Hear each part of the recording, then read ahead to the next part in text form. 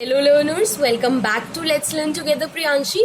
अब मेरी जो लास्ट वीडियो थी उसमें मैंने आपको क्रिएटिविटी एंड इंटेलिजेंस के बीच का डिफरेंस और कनेक्शन बताया था कि क्या कनेक्शन है इन दोनों के बीच में। उसमें एक लास्ट का पार्ट रह गया था, creativity tests versus intelligence tests, और आपकी एनसीईआरटी के लास्ट पैराग्राफ की एक्सप्लेनेशन रह गई थी। तो वो पार्ट हम इस वीडियो में करेंगे। फिर आपका क्लास 12 एनसीईआरटी साइकोलॉजी का चैप्टर 1 कंप्लीट हो जाएगा। उसके बाद आप मेरे को बता देना, आपको क्वेश्चन आंसर्स चाहिए होंगे तो वो भी हम डिस्कस कर लेंगे, राइट। सो अभी हम creativity test versus intelligence test करेंगे।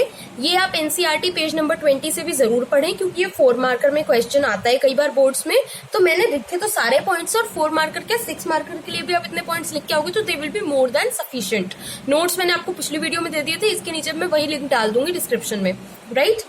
तो आपको जो है मैंने की वर्ड्स या की पॉइंट्स लिख के दिए हैं, लेकिन आपको प्रॉपर सेंटेंस फॉर्म में, एक रिदमिक फॉर्म में चाहिए होगा तो आप एनसीईआरटी रीड कर सकते हैं, right. So creativity test assess variation in terms of potential for creativity. Basically creativity test क्या एसेस करते हैं, आपका पोटेंशियल फॉर क्रिएटिविटी, कि आप कितने क्रिएटिव हो, आप कितनी अच्छी इमेजिनेशन कर सकते हो, कितने अच्छे इमेजिनेशन बेस्ड होते हैं ये आपके, स्पॉन्टेनियस रिस्पॉन्सेज देने होते हैं आपको, एंड बेसिकली आप कितने क्रिएटिव सॉल्यूशंस के साथ आ सकते हो किसी प्रॉब्लम के लिए।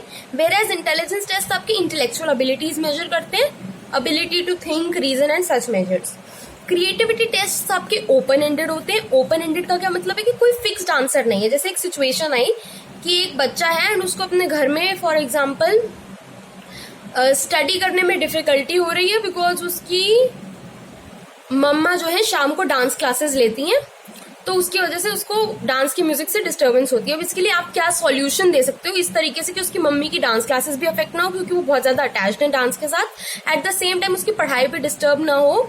तो क्या कर सकते हो, तो आप अपना क्रिएटिव सॉल्यूशन दे सकते हो। उसमें कोई सही या गलत आंसर नहीं है, जो सॉल्यूशन ज्यादा एप्ट लगेगा उस पर्सन को वो अप्लाई कर लेगा। तो ओपन एंडेड मल्टीपल पॉसिबिलिटीज है करेक्ट आंसर होने की, एंड कोई फिक्स्ड चीज नहीं है इसमें as a response. Intelligence test obviously close ended होते हैं, एक स्पेसिफिक रिस्पॉन्स ही होगा, आपको उस करेक्ट सॉल्यूशन को ही ढूंढना है और कोई सॉल्यूशन काम नहीं आएगा।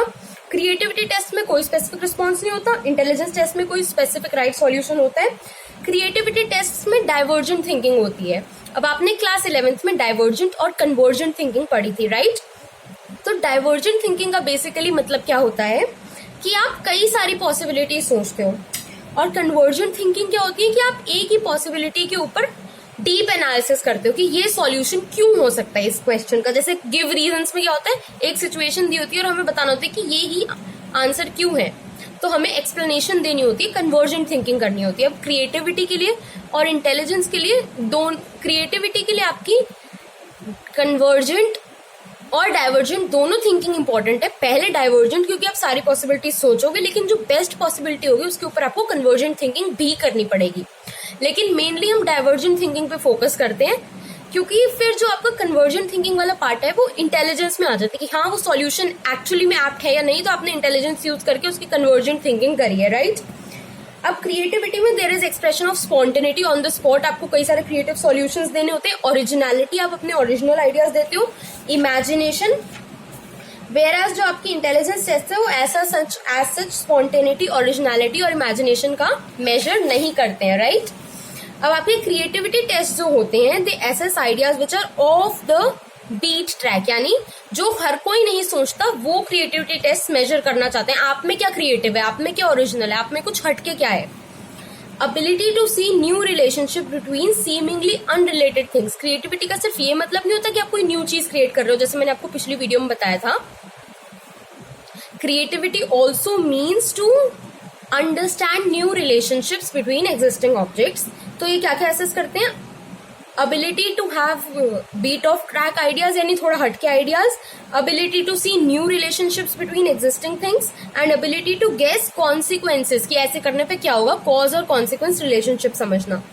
And creativity tests also assess ability to put things in new context, आप new perspective दे पा रहे हो चीजों को या नहीं, कोई original perspective दे पा रहे हो या नहीं। इंटेलिजेंस टेस्ट जो है वो आपके एसेस करते हैं बेसिकली मेमोरी, रीजनिंग, एक्यूरेसी, जो इंटेलेक्चुअल एबिलिटीज हैं, परसेप्चुअल एबिलिटी और क्लियर थिंकिंग, ठीक है। तो ये आपका डिफरेंस हो गया क्रिएटिविटी और इंटेलिजेंस टेस्ट के बीच में, ये आपको एनसीईआरटी पेज नंबर 20 पे भी मिल जाएगा। अब वहां से इस पोर्शन को भी रीड कर ले। उसके बाद मैं आपको एनसीईआरटी का लास्ट पैराग्राफ समझा देती हूँ, जो कि कंक्लूडिंग पैराग्राफ है इस चैप्टर का। उसके बाद ये चैप्टर आपका फिनिश हो जाएगा। इस पैराग्राफ की फोटो मैंने आपको अपने पिछली वीडियो के नोट्स में दे रखी है, तो आप उधर से देख सकते हैं। एंड मैं कोशिश करूंगी इसके डिस्क्रिप्शन में भी डाल दूंगी link. Since expressions of creativity are varied, tests have been developed using different stimuli like words, figures, action and sounds. अब अभी हमने देखा कि क्रिएटिविटी का एक्सप्रेशन अलग अलग टर्म्स में होता है। It assesses many things like कि आप कौन से हट के आइडियाज दे रहे हो, आप न्यू रिलेशनशिप किस तरीके से परसीव कर रहे हो चीजों के बीच में, एंड कॉज कॉन्सिक्वेंसेस। तो कई सारे एस्पेक्ट्स हैं, इसलिए जो आपके क्रिएटिविटी टेस्ट बने उनमें अलग अलग स्टिमुलाई है। कोई वर्ड्स के बेसिस पे बने हैं, कोई फिगर्स के बेसिस पे, कोई इलस्ट्रेशंस के बेसिस पे, कोई ड्राइंग्स के बेसिस पे, right. These tests measure general creative thinking abilities, यानी जनरल फील्ड में, किसी स्पेसिफिक फील्ड में आप क्रिएटिव, जैसे क्रिएटिव राइटर हो आप या फिर आप क्रिएटिव आर्टिस्ट हो, तो वो नहीं, ये जनरल एबिलिटीज मेजर करते हैं। और फिर उसके लिए स्पेसिफिक टेस्ट हैं आर्टिस्ट के लिए या फिर राइटर के लिए। These tests measure general creative thinking abilities like ability to think of a variety of ideas on a given topic, कि एक गिवन टॉपिक पे आप कितने आइडियाज सोच सकते हो, राइट, या सिचुएशन पे। Alternate ways of looking at things, वही है, न्यू पर्सपेक्टिव्स देना चीजों को। प्रॉब्लम्स और सिचुएशंस को आप किस तरीके से डील करते हो। To guess cause and consequences, वही जो मैंने आपको पूरा समझा दिया है वहां पे।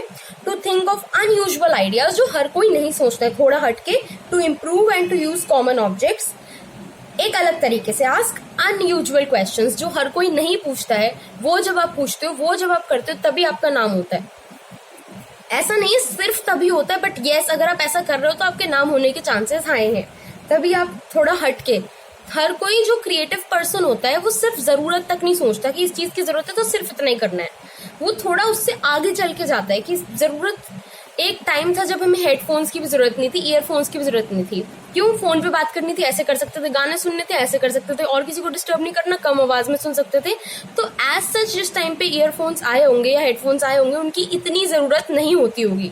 बट आज कौन सा ऐसा इंसान है जो बिना ईयरफोन्स के जी लेता है? सबको फोन के साथ ईयरफोन्स चाहिए। अगर फोन हो साथ में और ईयरफोन्स ना हो तो ऐसा लगता है भाई फोन ही नहीं हमारे साथ। तो बेसिकली क्रिएटिव लोग थोड़ा आगे का सोचते हैं, वो सिर्फ ये नहीं सोचते कि इसकी जरूरत है तो ये चीज हो, राइट।